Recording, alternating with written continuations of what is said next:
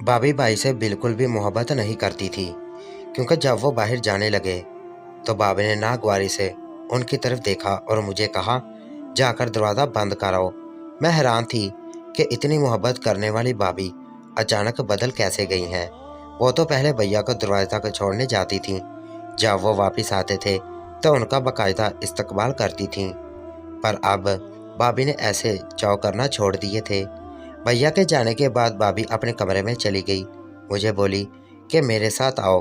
मैं भी उनके साथ चली गई। बोली कि आज तुमने कोई ड्रामा देखना है, मैं तुम्हें अपने फ़ोन पर लगा कर दूंगी। मैंने कहा, भाभी मैं तो ड्रामा नहीं देखती, टीवी पर देखती हूँ। कहने लगी, चलो मैं तुम्हें बाहर टीवी पर लगा कर देती हूँ। मुझे इस बात की समझ नहीं आ रही थी कि आज भाभी इतनी मेहरबान कैसे हो गई थी, और ना तो वो पहले ऐसा करती थीं। मुझसे तो सरसरी सी बात कर लिया करती थी, वरना तो भाई के साथ ही मसरूफ़ रहती। पर फिर कुछ अरसे से जब भाई ने घर में देर से आना शुरू किया तो भाभी ने भी अपनी तवज्जो हटा ली। अब भाभी ज़्यादातर खुद में मसरूफ़ रहती, अपने आप को सजाती संवारती, या तो सोई रहती। पर आज अजीब बात हुई थी। भाभी मुझे टीवी लाउंज में छोड़ने के बाद अंदर अपने कमरे में चली गई और दरवाजे को अंदर से बंद कर लिया। मुझसे कहा था कि तुम टीवी देखो। टीवी देखते देखते मेरी आंख लग गई। फिर ही मेरी आंख खुली तो मैंने देखा कमरे में रोशनी चल रही थी। वो भाभी कहीं ना थी। अजीब सी खामोशी थी। वैसे तो भाभी रात को जल्दी सो जाती थी, पर वो हमेशा कमरे का दरवाज़ा खुला रखती थी। उस वक्त कमरे का दरवाज़ा बंद था। मैं बाहर लाउंज में बैठी बहुत घबरा रही थी। अंधेरे में साए भी मुझे डरा रहे थे। मैंने फ़ौरन से भाभी के कमरे के दरवाजे पर दस्तक दी। मेरी उम्र भी ज़्यादा नहीं थी, मैं 15-16 साल की थी, इसलिए मुझे बहुत डर लगता था। जैसे ही दरवाजे पर दस्तक दी, भाभी ने खाने वाली आवाज़ में मुझसे पूछा, क्या मरने लगी हो क्या? भाभी इस तरह से बात नहीं किया करती थीं, और आज तो उनकी आवाज़ से लग रहा था जैसे वो सोई भी नहीं है, बल्कि जाग रही हैं। मैंने कहा, भाभी मुझे बहुत डर लग रहा है। बोली कि तुम सो जाओ, मैं अभी आती हूँ थोड़ी देर के बाद। भाभी ने कमरे का दरवाज़ा खोला, मुझे अपने साथ लिटाकर बोली, चलो तुम सो जाओ। टीवी लाउंज में एक बेड पड़ा हुआ था, उसी बेड पर मुझे लिटा दिया। मैंने कहा, भाभी मुझे ऐसे नहीं सोना, मुझे आपके साथ सोना है।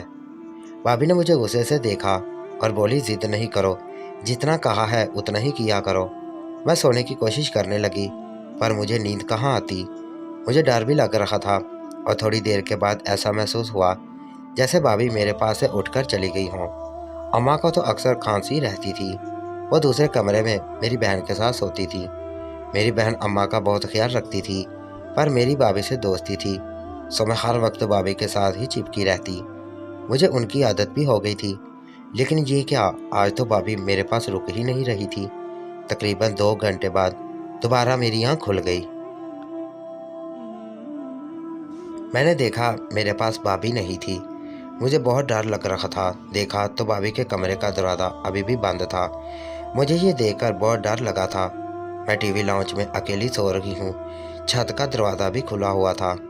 ऐसे में अगर कोई छत के ऊपर से कूद कर आ जाए तो क्या होगा। तरह तरह के ख्यालात मेरे जहन में आने लगे। चाहने के बावजूद भी मैं सो नहीं सकी, तो मैंने उठकर भाभी के दरवाजे पर दस्तक दे डाली। भाभी ने कमरे का दरवाज़ा नहीं खोला, बल्कि दरवाज़ा मुसलसल बंद जा रहा था। मैंने दरवाजे को ज़ोर लगाना शुरू किया तो भाभी ने भी अंदर से ज़ोर से दरवाजे को बंद किए रखा। अब मुझे शक हो रहा था, आखिर भाभी कमरे में ऐसा क्या कर रही हैं कि बार बार मुझसे दरवाज़ा बंद करवा रही हैं, हालांकि उन्हें ऐसा करना नहीं चाहिए था। मैंने दरवाजे को ज़ोर लगाना बंद कर दिया, वापस आकर बेड पर बैठ गई। टीवी लाउंज के सारे दरवाजे को भी अंदर से कुंडी लगा दी थी। फिर सोने के लिए लेटी तो मुझे नींद नहीं आई। तकरीबन सुबह फजर के करीब की बात है, जब टीवी लाउंज का एक दरवाज़ा हल्का सा खुला। कोई बाहर गया, यह देखकर मुझे हैरत हुई थी। आखिर इस वक्त कौन बाहर गया है। मगर फिर भाभी के कमरे का दरवाज़ा बंद हो गया। मुझे अपने जिस्म में अजीब सी सर्द लहर दौड़ती हुई महसूस हुई। बहुत डर लग रहा था। अब मैं जाकर देखा तो भाभी के कमरे का दरवाज़ा खुला हुआ था, जबकि बाहर वाला दरवाज़ा भी खुला था। मैंने फ़ौरन से टीवी लाउंज की लाइट ऑन कर ली थी। तभी भाभी से अंदर से फ़ौरन बाहर आई और बोली, तुम सोई नहीं हो? सुबह के 3 बज रहे हैं और तुम अभी तक रोशनी बंद और खोल रही हो। मैंने कहा मुझे डर लग रहा था, लगता है कोई बाहर गया है। भाभी बोली ऐसा कुछ भी नहीं, तुम्हारा वहम है। मैंने कहा वो देखो भाभी, भाभी के कमरे का दरवाजा भी इधर से खुला हुआ है। भाभी ने सरसरी सी नज़र उधर डाली और बोली दरवाजा नहीं खुला, तुमने खुद खोला होगा। भाभी मुझसे नजरें चुरा रही थी। मैंने भाभी की इस बात पर कोई एतराज़ नहीं किया था। मुझे फिलहाल खुद बहुत डर लग रहा था।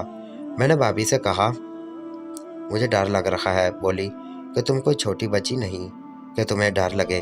आइंदा से अकेले सोने की आदत डालो और हाँ, हो सके तो अम्मी के कमरे में सो जाया करो।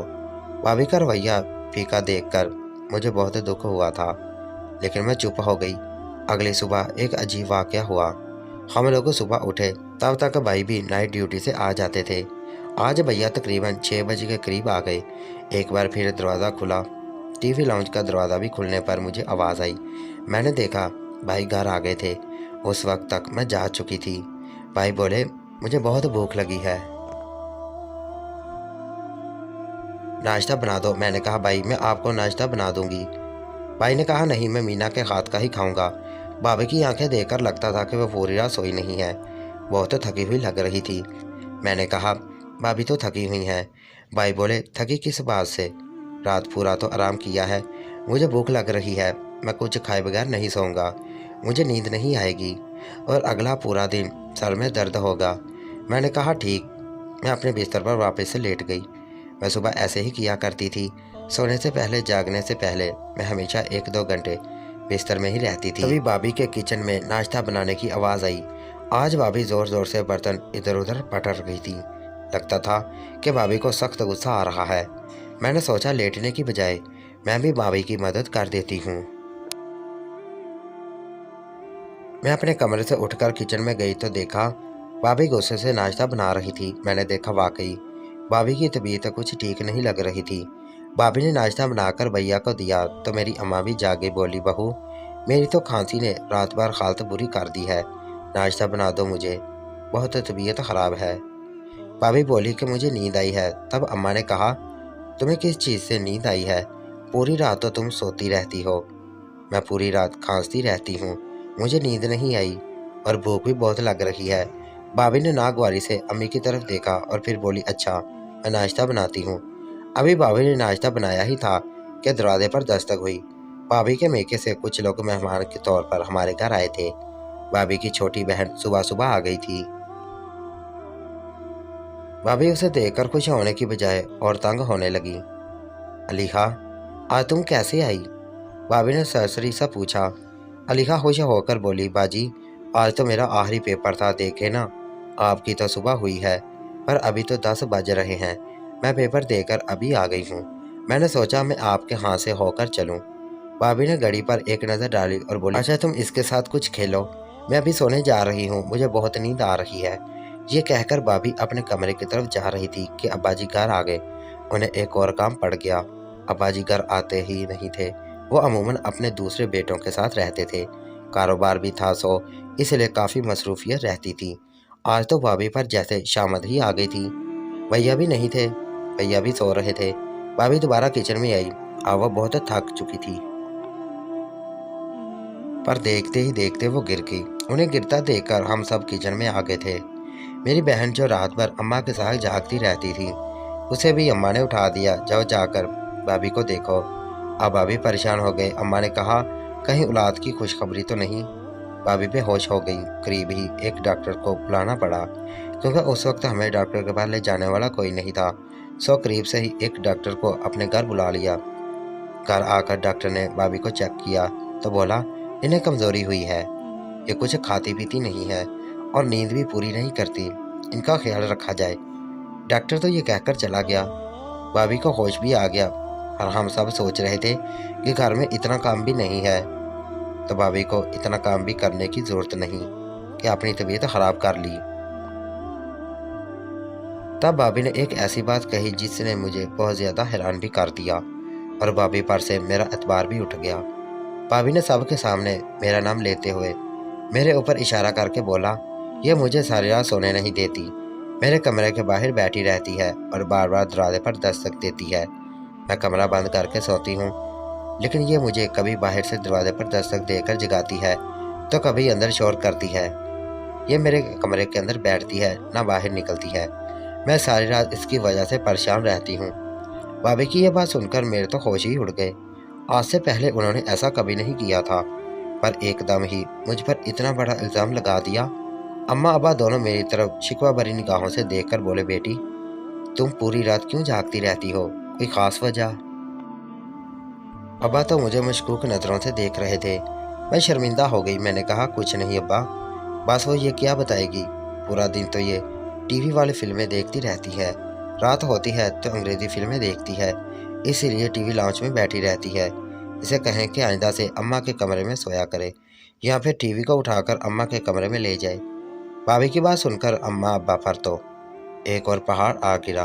बोले, बेटी तुम इतनी ज़्यादा फिल्में देखती हो, तुम्हारी उम्र पढ़ाई करने की है, आइंदा से तुम मेरे साथ सोया करोगी।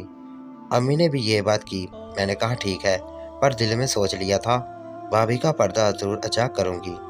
मुझे भी जो गड़बड़ महसूस हो रही थी वो कुछ कम नहीं थी। वो पूरा दिन मैंने और मेरी बड़ी बहन ने मिलकर काम किया। भाभी ने तो काम को हाथ भी नहीं लगाया। शाम हुई तो भाभी उठकर अच्छी तरह तैयार हो गई। हालांकि ये बाई के जाने का वक्त था।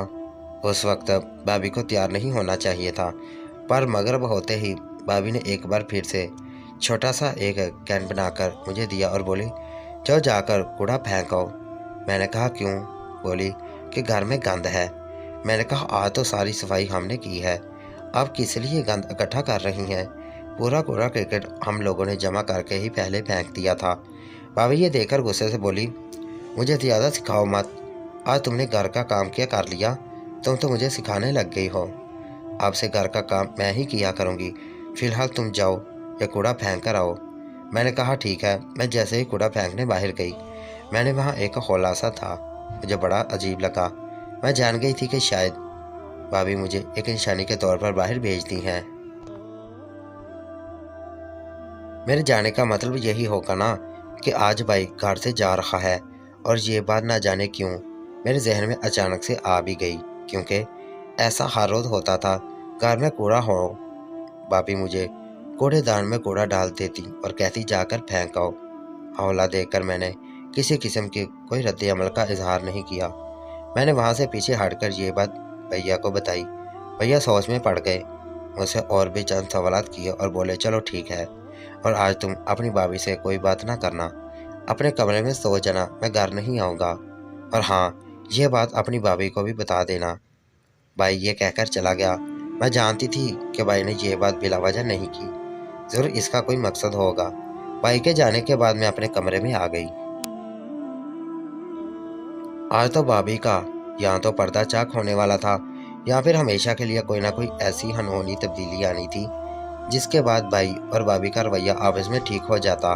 आजकल दोनों के दरमियान बहुत तनाव की कैफियत चल रही थी। मुझे कमरे में आए काफ़ी देर गुजर चुकी थी, अभी तक कुछ नहीं हुआ था। मैं दिल ही दिल में दुआ भी कर रही थी कि ऐसा कुछ ना हो जिससे भाई और भाभी का झगड़ा हो। अल्लाह करे सब कुछ ठीक ही हो, पर मेरे चाहने से थोड़ी ना कुछ होता। भाभी के कमरे में अजीब सी खटपट की आवाज़ें आ रही थीं, मेरे कान पर ही लगे हुए थे। अगरचा मैं अम्मी के कमरे में थी, पर मेरे कान उस तरफ थे। थोड़ी देर और गुजरी, अभी मेरी आंख लगने ही वाली थी कि धमाकेदार आवाज़ आई और घर में एक शोर सा बर्पा हो गया। साबा लोगों को तो शायद ऐसा महसूस नहीं हुआ था, मगर मैं जान गई थी कि भाभी की कार्रवाई शुरू हो चुकी है। एक आवाज़ के साथ जो कि धमाकेदार थी, घर में दाखिल हुए थे। उन्होंने किसको आवाज़ दी थी? मैं भाभी की आवाज़ पहचान गई थी, पर वो बुला रहे थे, ये मैं नहीं जानती थी। भाई काफ़ी गुस्से में लग रहे थे, दरवाजे पर जैसे उन्होंने 2-3 फायर भी किए हों। मैं हैरान थी, भाई तो मेरे बहुत ज़्यादा रहमदिल थे, ऐसा गुस्सा उन्हें कभी नहीं आया था। आवाज़ सुनकर अम्मा भी जाग गई। हम सब बाहर आकर खड़े हो गए। मैंने देखा भाई एक आदमी के साथ खड़े थे, उन्होंने कमरे को बाहर से ताला लगा रखा था। भाई बहुत गुस्से में थे, मैं किसकी हिम्मत नहीं होती भाई से बात करते। तभी उन्होंने दरवाजे पर लात मारी, दरवाज़ा खुल गया। टीवी लाउंज का दरवाज़ा खुलते ही भाई ने अंदर की रोशनी खोल दी थी और फिर फौरन उस कमरे की तरफ बढ़े। भाभी ने कमरे को अंदर से बंद कर रखा था। हैरत थी कि इतना शोर सुनकर भी भाभी बाहर नहीं आई थी। लगता था कि बहुत ज़्यादा परेशानी में है। भाई ने इस दरवाजे को भी इस कदर ज़ोर से लात मारी कि दरवाज़ा खुल गया। मैंने देखा अंदर में मुकम्मल खामोशी थी। ऐसे लगता था जैसे भाभी काफ़ी देर से सो रही हो। लाइट ऑन होते ही भाभी ने आंखें मलते हुए उठकर कहा, क्या हुआ, इतना शोर किस चीज़ का है? ये देखकर भाई का हो गए, बोले, तुम मुझसे पूछ रही हो किस चीज़ का शोर है? उठो यहाँ से। भाई ने उन्हें घसीट कर उठाया और फिर हर तरफ देखने लगे जैसे किसी को ढूंढ रहे हों। भाई बोले, तुम एतमाद के खेल में मुझे ना जकड़ो। मैं अच्छी तरह जानता हूँ तुम कितने दिनों से क्या हरकत कर रही हो। भाभी अनजान सा चेहरा लेकर भाई को देखने लगी। तभी भाई ने बेड को उल्ट दिया और वहां से एक आदमी बरामद हुआ। ये देखकर भाभी के चेहरे का रंग उड़ गया। शायद उन्हें सोचा नहीं था कि भाई इतनी चालाकी से यह सारा काम करेगा। भाई ने पहले घर की खिड़कियां दरवाजे बंद किए, उसके बाद यह सारा ऑपरेशन किया और भाभी को भी गलत मालूमात दी कि वो कहीं बाहर जा रहे हैं। भाई ये देखकर शर्मिंदा होने लगी। भाभी को दोष देने लगी कि तुम भी तो लड़कियों के बाहर घूमते फिरते हो। तुमने भी तो घर में कोई तबाही लाने में कोई कसर नहीं छोड़ी। मैं तुमसे बहुत मोहब्बत करती थी, पर तुमने मेरे इंतकाम को हवा दी। मैं इसलिए तुमसे नफरत करती हूँ। तुमने मुझे तलाक देनी है तो दे दो, पर तुम हो ही इस काबिल कि तुम्हारे साथ रहा ना जाए। अभी की जुबान दराजी देखकर भाई को और ज़्यादा गुस्सा आ गया। एक तो तुमने मुझसे बेवफाई की,